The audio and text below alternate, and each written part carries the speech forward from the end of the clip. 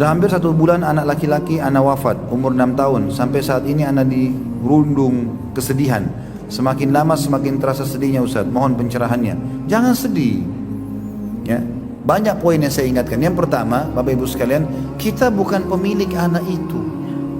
Kita bukan pemiliknya. Ibu-ibu di sini cuma lahir dari rahimnya saja. Bapak-bapak cuma punya sperma. Sekarang saya tanya, apa kita yang tancapin rambut di kepalanya? Kita punya andil di satu helai rambutnya? Gak ada. Anak ini lahir mau putih, mau hitam, laki-laki, perempuan, lahir. Allah yang ciptakan. Maka pemiliknya pun bisa mengambilnya. Itu dulu poin pertama. Jadi jangan dianggap itu milik kita, bukan milik kita. Diri kita pun bukan milik kita, ini miliknya Allah Subhanahu wa taala. Itu landasan dasar agama Islam. Gitu kan? Itu yang pertama. Yang kedua, anak-anak kalau meninggal, teman-teman, siapapun meninggal, bukan cuma anak-anak, orang tua, siapa saja. Kalau meninggal, itu bukan hilang. Pindah alam ke akhirat. Yang kita semua sebagai orang beriman tahu kita akan menuju ke sana. Ketemu, bukan tidak ketemu. Cuma dia dahului kita. Waktu ponakan saya meninggal di Makassar, umur 19 tahun. Anaknya Masya Allah tampan, pintar, prestasi di sekolah, bakti sama orang tua. Sore-sore kakak saya masih temanin, masih minta tolong diantar ke tempat kursus adiknya. Pulang, rupanya maghrib, dia sholat maghrib, ditelepon sama temannya minta dijemput di bandara. Pergi, keluar dari pintu tol, ditabrak mobil truk, meninggal. Tidak sakit, nggak apa. Kakak saya nggak tahu jam 12 malam baru tahu. Saya pas menjelang subuh ditelepon di Jakarta, lagi pas tidur. Kemudian saya ditelepon, ponakan meninggal gini-gini. Saya berangkat, begitu tiba di Makassar, kakak saya ini udah nggak makan dari malam, shock dengan kejadian tersebut. Keluarga bilang nggak ada lagi yang bisa ngomong Khalid. Coba saya ngomong. Saya dudukin, kak duduk sebentar. Pertama sekali kalimat saya bilang Hamdi, anak ini Hamdi, rahimahullah. Saya bilang Hamdi ini nggak hilang. Terus langsung dia tiba-tiba kaget, kok nggak hilang? Kan meninggal. Loh iya, dia hanya pindah alam. Bukankah kebetulan ibu kami sudah meninggal tahun 79, saya waktu itu masih 4 tahun ibu saya meninggal. Nah, ibu kita sudah meninggal kan? Tapi itu dalam syariat Islam sedang menuju ke akhirat. Bukankah paman kita si fulan juga meninggal? Bukankah tante kita si fulan ini banyak keluarga saya sebutin semua meninggal? Itu nggak hilang loh. Mereka menuju ke akhirat dan memang kita sedang menuju ke akhirat semuanya. Jadi nggak hilang, jangan difahami hilang. Yang penting tiket kita sama, iman dan amal soleh. Tujuannya sama. Kalau kita sama-sama ke Surabaya nih, saya bilang waktu itu contohnya Makassar, Surabaya. Sekarang tiketnya anak ini jam 9 pagi, saya sama kakak mungkin tiketnya jam 3 siang. Tapi kita sama-sama ke sana kok. Yang penting tiketnya sama, iman dan amal soleh. Sama-sama di surga gitu.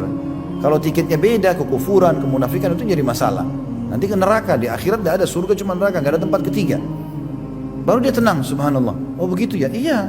Tugas kita sebagai orang beriman sekarang, kalau kita sayang sama anak ini, perbanyak amal buat dia. Karena sudah balik. Apa yang harus dilakukan? Mula anak itu punya motor ini jual, masukkan ke masjid atas nama dia. Pakaiannya kasih teman-temannya miskin, sedekahkan atas nama dia. Langsung kakak saya semangat. Alhamdulillah semangat. Tapi ini hati-hati, orang kadang-kadang takziah tidak paham hukum ini. Rupanya setelah itu mungkin 2-3 jam saya lagi pergi silaturahim keluarga yang lain. Begitu malam balik lagi kakak saya shock lagi. Kenapa? Karena banyak ibu-ibu datang ke rumah. Kasihan dari pintu. Kenapa anak kamu yang mati bukan anaknya fulan? Itu kan narkotika, anak kamu baik-baik. Oh iya ya. Nanya saya lagi. Iya, kenapa anak saya mati bukan anaknya? Ini pengganggu ini. Orang kalau datang takziah, tenangkan orang, ringankan bebannya, bukan tambah dari pintu sudah nangis. Kasihan anak kamu. Memang nunjukin prihatin tapi salah. Nggak boleh begitu. Jadi itu yang kedua, dia tidak hilang. Ibu yang bertanya ini nggak usah khawatir, dia tidak hilang. Yang ketiga, berita gembira yang luar biasa karena anak ini meninggal 6 tahun, belum balik. Ini aset buat bapak ibu ini. Pernah Nabi SAW keluar dari masjid, lalu beliau ramas bajunya sahabat dengan keras sampai sahabat kaget, dipegang bajunya dengan keras. Begitu dia balik, Nabi SAW yang ramas bajunya.